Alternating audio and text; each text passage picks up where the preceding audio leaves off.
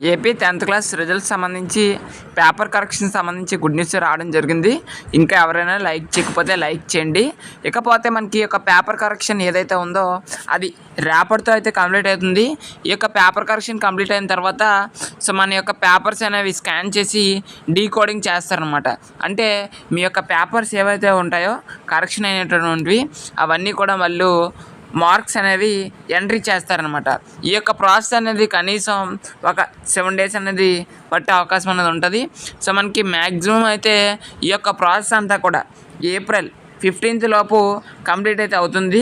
So మనకి వాళ్ళు యొక్క డేట్స్ బట్టి ఈ యొక్క రిజల్ట్స్ అనేవి ఈ మంత్ 15th నుంచి 20th మధ్యలో ఏ డేట్లోనైనా ఇవ్వచ్చు. మ్యాక్సిమం అయితే మనకి 16, 17, 18 ఈ యొక్క 3 daysలో రిజల్ట్స్ ఇచ్చే అవకాశం అనేది ఎక్కువగా ఉంది. ఇంకా ఏదైనా ఇన్ఫర్మేషన్ వచ్చినా మీ వరకు అయితే ఇన్ఫార్మ్ చేయడం జరుగుతుంది. కాబట్టి మన ఛానల్ అయితే సబ్స్క్రైబ్ చేయండి.